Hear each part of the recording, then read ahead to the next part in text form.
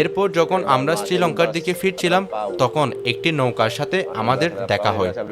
তারা আমাদের মারধর করে এবং নৌকা থেকে ডিজেল, ব্যাটারি ও মোটর সহ সব সরঞ্জাম ছিনিয়ে নেয়।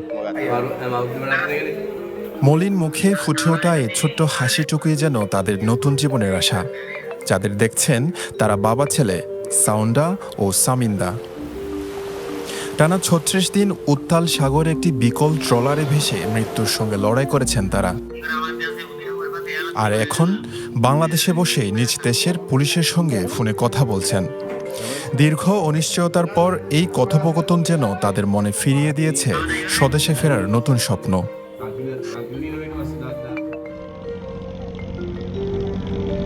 গত ১৯ জুন মাছ ধরার উদ্দেশ্যে ট্রলার নিয়ে সাগরে পাড়ি জমান তারা। দুপুরের দিকে নির্ধারিত মাছ ধরার এলাকায় পৌঁছালেও আবহাওয়া খারাপ হতে শুরু করলে ফিরে আসার সিদ্ধান্ত নেন। কিন্তু পরদিন ভোর প্রায় ৫টার দিকে হঠাৎই যান্ত্রিক ত্রুটিতে ট্রলারের ইঞ্জিন বিকল হয়ে যায়। সেই মুহূর্ত থেকেই দিকহারা হয়ে গভীর সাগরে ভেসে যেতে থাকে তাদের ছোট্ট ট্রলার। দিন গড়িয়ে সপ্তাহ, সপ্তাহ পেরিয়ে মাস, একটানা ৩৪ দিন সাগরে ভেসে থাকার পর শ্রীলঙ্কার উপকূলের কাছাকাছি একটি নৌকার দেখা পান তারা। কিন্তু সাহায্যের বদলে নেমে আসে নির্মমতা। অভিযোগ, ওই নৌকার লোকজন বাবা ছেলেকে মারধর করে ট্রলারের ডিজেল, ব্যাটারি, মোটর সহ প্রয়োজনীয় সব সরঞ্জাম ছিনিয়ে নেয়। শেষ সম্বলটুকুও হারিয়ে আরও অসহায় হয়ে পড়েন তারা। জুন মাসের ১৯ তারিখে আমরা এই ট্রলার করে কাজে বেরিয়েছিলাম। আমরা দুপুর প্রায় ২টার দিকে সেখানে পৌঁছেছিলাম। আমরা ফেরার পরিকল্পনা করছিলাম, কিন্তু ভোরের দিকে প্রায় ৫টার সময় নৌকাটি যান্ত্রিক সমস্যার কারণে বিকল হয়ে যায়। নৌকাটি বিকল হওয়ার পর এটি ভাসতে শুরু করে।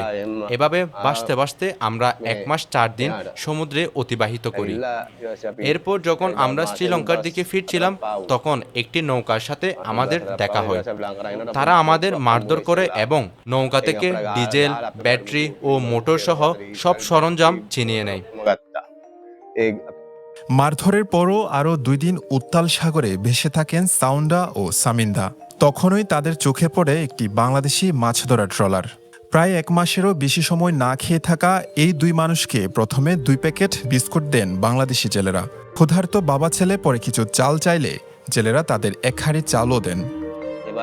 ২ দিন বেঁচে থাকার পর এই দলটির দেখা পাই। আমাদের কাছে ১ মাস ৪ দিন ধরে কোনো খাবার ছিল না, তাই তারা আমাদের ২ প্যাকেট বিস্কুট দেয়। বিস্কুট খাওয়ার পর আমরা তাদের কাছে চাল চাইলাম, কারণ আমাদের বেঁচে থাকার জন্য কিছু খাওয়া বা পান করা প্রয়োজন ছিল। তখন তারা আমাদের ১ হাঁড়ি চাল দিল। ১ হাঁড়ি চাল দেওয়ার পর তারা প্রথমে চলে গিয়েছিল, কিন্তু এরপর তারা দ্বিতীয়বার ফিরে আসে। দ্বিতীয়বার ফিরে এসে তারা আমাদের উদ্ধার করে এবং এই বন্দরে নিয়ে আসে।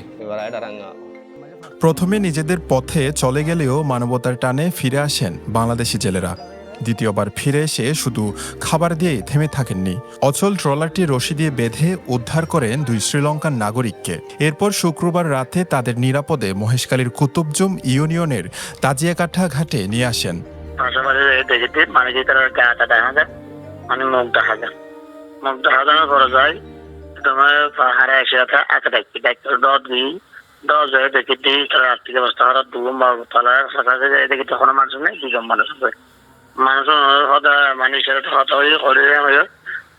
শ্রীলঙ্কা হয়ে একটা বাংলাদেশ হয়ে যাওয়ার পরে যাই দেখি অবস্থা এটা খুবই খারাপ দেখি। বিস্কুট টিস্কুট দিই, বিস্কুট দেওয়ানোর পর আমাদের কি আমরা খাবার আমাদের এরা আবার বহুজন স্টপ ট্রেন হয়ে আর বুড়ত করলি তারপরে সুন্দর করে খানা টানা গরম গরম লাগে খানা খাবাই, ওষুধের খাওয়ার পরে আমাদের কি করিব আর এটা যখন আর ধরে কি করিব আমাদের লাঁদের তার বাসা বুঝে আর বাসা এটা না বুঝে কি চাইছে ওরে লই যাবার কি করি কোয়াল দিয়ে না ফিয়ে আল্লাহ রহমতে হয়ে তারা তো সব লই রাখি। স্থানীয়দের ভাষ্য, জেলেদের জীবন প্রতিনিয়তই ঝুঁকিপূর্ণ। তবুও সমুদ্রের বুকে তারা মানবতার সবচেয়ে বড় উদাহরণ তৈরি করেছেন। এখন তাদের একটাই প্রত্যাশা, যেন আইনি প্রক্রিয়া দ্রুত সম্পূর্ণ করে বাংলাদেশ সরকার ও শ্রীলঙ্কার দূতাবাসের সমন্বয়ে বাবা ছেলেকে নিরাপদে নিজ দেশে ফিরিয়ে দেওয়া হয়। ওনাদের বাড়ি হচ্ছে শ্রীলঙ্কায়। এটা আসলে মহেশখালী তথা বাংলাদেশের মানুষ একটা মানবতা দেখিয়েছে যে সাগর থেকেই বিধ্বস্ত একটা বোটে দুজন মুমূর্ষ জেলেকে তারা উদ্ধার করেছেন। এটা নিঃসন্দেহে মানবতা। আমি বর্তমান সরকারকে এবং স্থানীয় প্রশাসনকে অনুরোধ করবো, যেহেতু ইলিগেলি যখন আমাদের দেশে চলে এসেছে, মানবিক দিক বিবেচনা করে যাতে সহজভাবে তার দেশে পৌঁছে দেওয়া যায়। মূলত তাদেরকে আইনি প্রক্রিয়া শেষ করে তাদেরকে দ্রুত যেন তাদের শ্রীলঙ্কা পাঠানো হয়, আমাদের পক্ষ থেকে তা প্রত্যাশা করছি। এবং স্থানীয় প্রশাসনের দৃষ্টি আকর্ষণ করে এবং শ্রীলঙ্কান এমবেসির সাথে যেন যোগাযোগ করে তড়িৎ গতিতে তাদের ফেরত পাঠানোর ব্যবস্থা করা হয় এবং পরিবারের মাঝে দ্রুত ফিরিয়ে দেওয়া হয়। সর্বশেষ পাওয়া তথ্য মতে সাউন্ডা ও সামিন্দা দুইজনে সুস্থ আছেন। বর্তমানে তারা পুলিশের হেফাজতে রয়েছেন। সংশ্লিষ্ট কর্তৃপক্ষের প্রয়োজনীয় আইনি প্রক্রিয়া সম্পূর্ণ করে যত দ্রুত সম্ভব তাদের নিজ দেশে ফেরানোর উদ্যোগ নিয়েছে। সমুদ্রের উত্তাল ঢেউ তাদের জীবন কেড়ে নিতে পারেনি। ভাষা ছিল আলাদা, দেশ ছিল ভিন্ন, কিন্তু মানবতার কোনো সীমান্ত নেই।